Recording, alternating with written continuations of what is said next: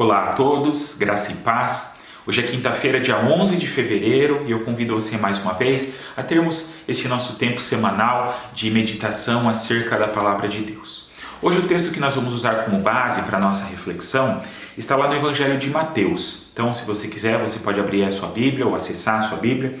No Evangelho de Mateus, capítulo 9, dos versículos 35 a 38. E diz assim a Palavra de Deus. Jesus percorria todas as cidades e povoados, ensinando nas sinagogas, pregando o evangelho do reino e curando todo tipo de doenças e enfermidades. Vendo as multidões, compadeceu-se delas, porque andavam atribuladas e abatidas, como ovelhas que não têm pastor.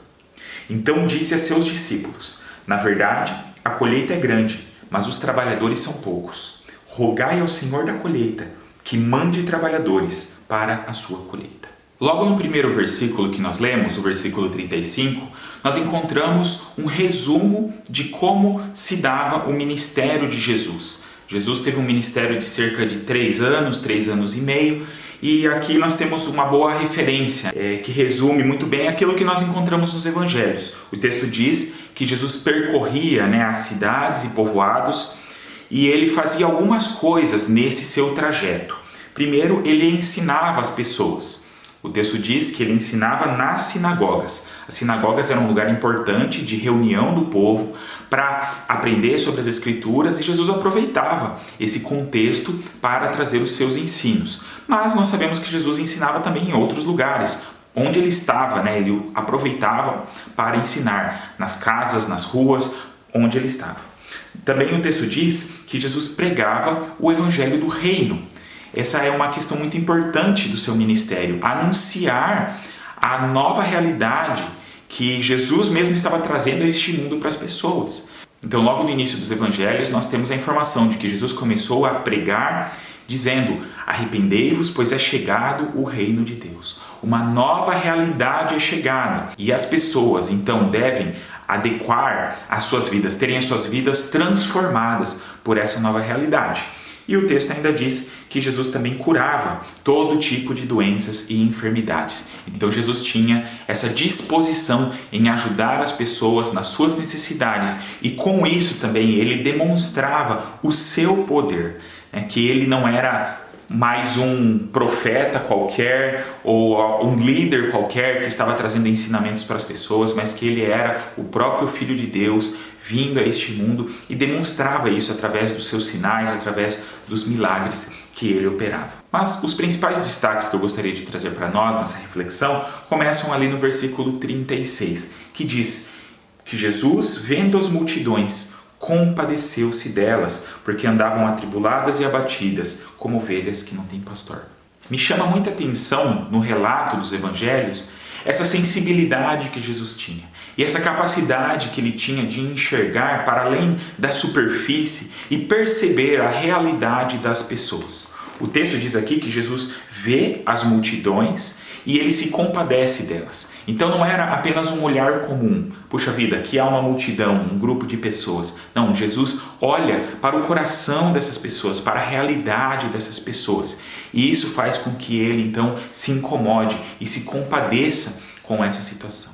E nós temos esse desafio, nós como cristãos, nós como igreja, de percebermos também a realidade das pessoas.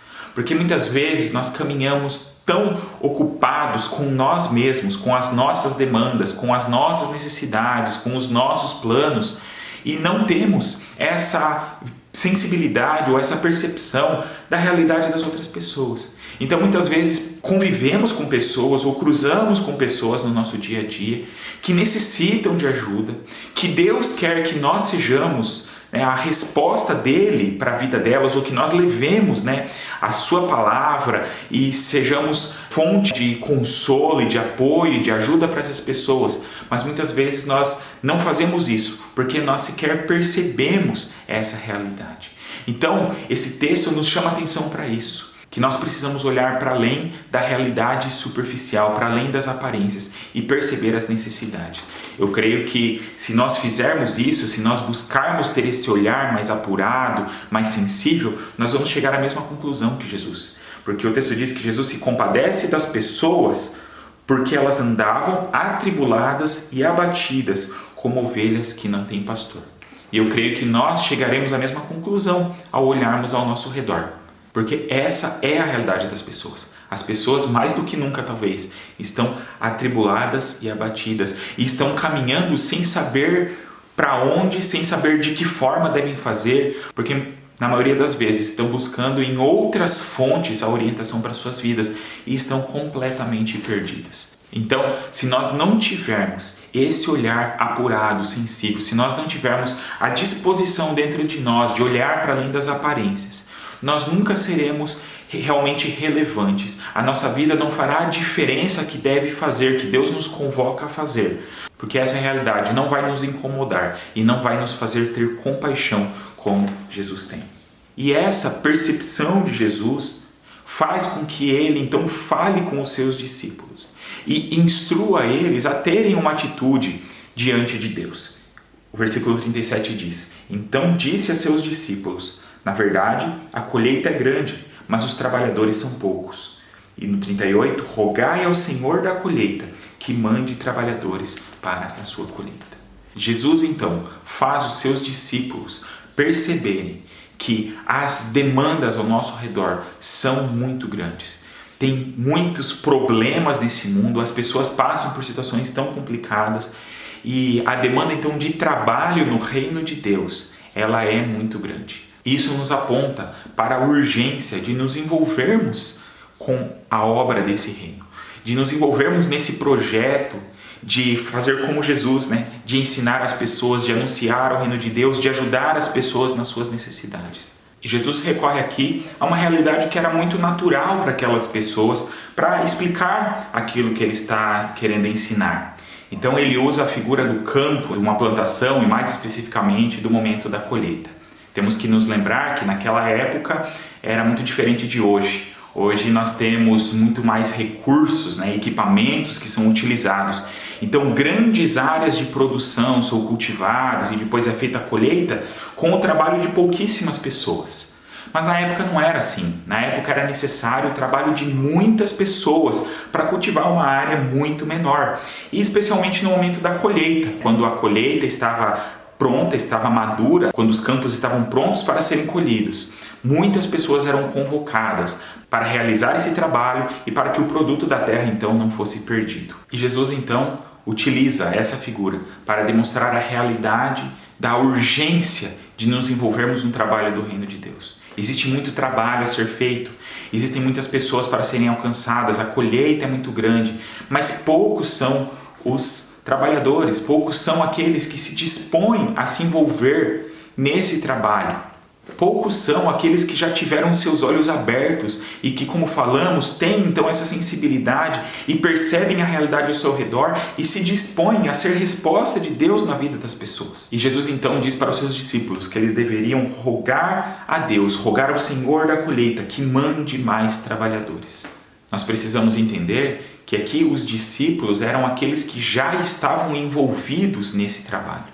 Não adianta nós percebermos as realidades e nos incomodarmos com ela e falarmos: Senhor, então mande alguém para ser resposta para essa realidade do mundo, para ajudar as pessoas, para fazer a diferença, para anunciar o evangelho do teu reino. E aí eu fico no meu lugar parado cuidando das minhas coisas, pedindo que Deus envie outros. Não, para que eu possa pedir isso para Deus, eu já devo estar envolvido. Os discípulos de Jesus eram aqueles que já caminhavam com ele, eram aqueles que já estavam envolvidos nesse reino, eram parte desses poucos trabalhadores que existiam. E eles são convocados então para pedir que Deus envie mais pessoas que se juntem a eles para realizar essa obra. Então devemos pedir sim a Deus que Ele intervenha neste mundo, que Ele ajude aos necessitados e que Ele levante uma geração de pessoas comprometidas com Ele e com o seu reino para que façam a diferença.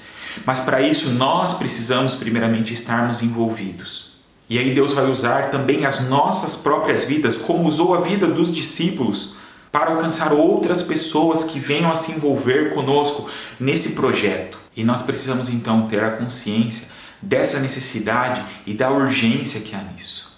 Nós precisamos entender que tudo isso precisa ter um lugar de grande importância nas nossas vidas. que nós não podemos ficar apenas correndo atrás de coisas passageiras e nos esquecer disso tudo, e andarmos, ignorando a realidade das pessoas.